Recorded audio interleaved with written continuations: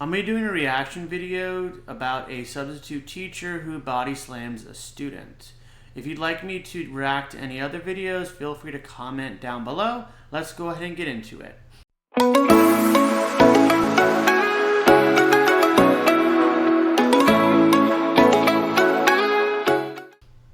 A school district in South Florida is investigating after a substitute teacher body slammed a student. Yeah, due to COVID-19, Miami-Dade schools only allow so many students to go to the bathroom at one time. And as Ian Margot reports, after a student was forced to wait for half an hour, things got physical with the teacher.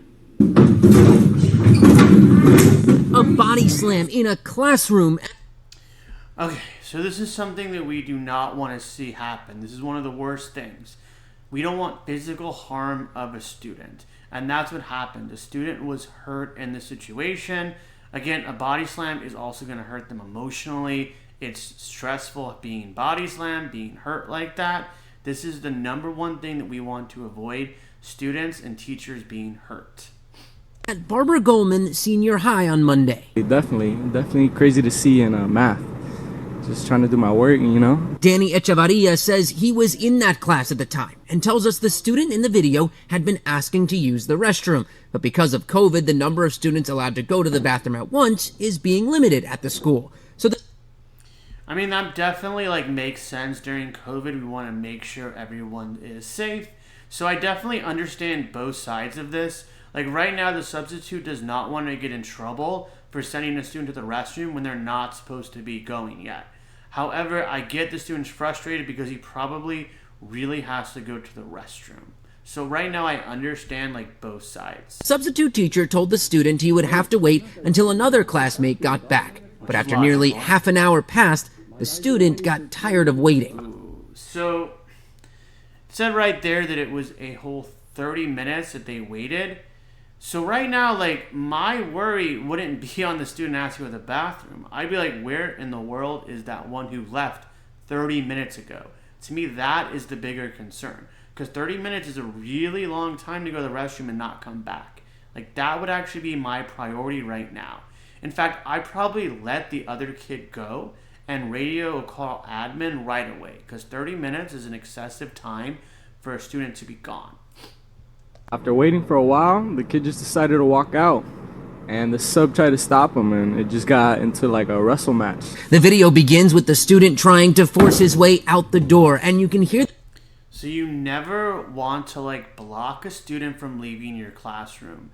That is a restraint, and that is honestly not going to make the situation better. It's going to make the student more fearful and more stressed. I get it, the teacher's looking away, his hands are down, but still he's blocking the student from free movement, and that's just going to stress out the student even more and will probably lead to what's going to happen next. The teacher asking him to go back to his seat. You're just a kid, I don't want to touch you. Go sit down. But the student doesn't listen and still tries to get by, and that's when things turn physical. The student pushes the door open and the substitute teacher grabs him. Okay, so right there, this is exactly why the teacher is at fault. The student was trying to leave. The student was not trying to hurt anybody. He was trying to get out, and the teacher grabbed him. We need to remember something as teachers, we don't have to win every battle. If the student got out, what is the big deal? So when we're in these situations with behavior, we like to do threat assessments or risk assessments. So if the student was to leave, what could happen? Well, I mean, if they left, then they're probably most likely going to come back after using the restroom. That's what it seems like you want to do, use the restroom and come back. If he doesn't come back, then you can call admin. I mean, you can even call admin right away because he left without permission. So someone will know he left your room and will be looking for him.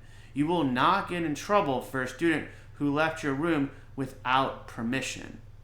We have to kind of think about it that way. What is the worst case scenario? And that's honestly the worst thing I see happening is you have to call admin, and it is their responsibility to find the student. It is not your job to block a student and force them to stay in your classroom.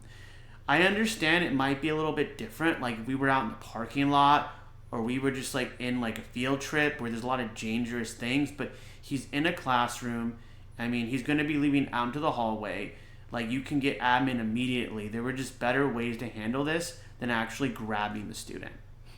Pulling him back in, then the student wraps his arms around the teacher's neck. So, I mean, you can just tell right now that the student is really like being defensive, trying to like just get away. I'm just really like, I mean, I get that the substitute like wants to follow the rules and doesn't want to get in trouble, but we're not going to win every battle, and that's okay to not win every battle. Stumble back into a podium before the teacher slams the student onto the ground. We reached out to the school district about the video, and they sent us this statement that says, quote, "We are conducting a thorough review of this incident. The temporary instructor will not be placed at any school pending the outcome of the investigation." Good. This substitute really just does not have the patience or the right mindset to be with kids. Like, I get it, he didn't want to get in trouble for having a kid walk out, but I mean, that doesn't give you the right to block a kid. It doesn't give you a right to grab a kid. Yeah, I get it, they're bigger, they're high schoolers, but still, they're just children. Like, you cannot grab kids. I mean, you just have to use a lot of judgment calls here and really ask yourself, like, if the student leaves without permission, what can I do? How can I make sure I'm safe? How can I make sure he is safe? They could have just called admin. That was an easy, quick fix. The substitute did not make a good decision. That was Ian Margol reporting. Now, the Miami-Dade School District says the substitute teacher has worked with them for 2 years without any prior disciplinary history. There is no word yet on whether or not the student will be disciplined. I mean, that was a very sad thing to witness. I definitely think like both sides are at fault. The student still should have followed rules and not leave without permission, but I understand as a human, 30 minutes is a long time to wait. I definitely think the substitute is way more at fault though compared to the student. I mean, at 30 minutes in, he should have logically gone ahead and either let the other kid go or call admin and find out where the other missing student is. When the student was trying to leave, he also should have just let the student leave and radio admin. Like, there were other things he could have done that did not require blocking the student and forcing them to stay in your classroom. The student shouldn't have grabbed him, but I mean, I understand in this situation, like, he was the one he did grab the student first, more of a reaction than wanting to hurt the teacher.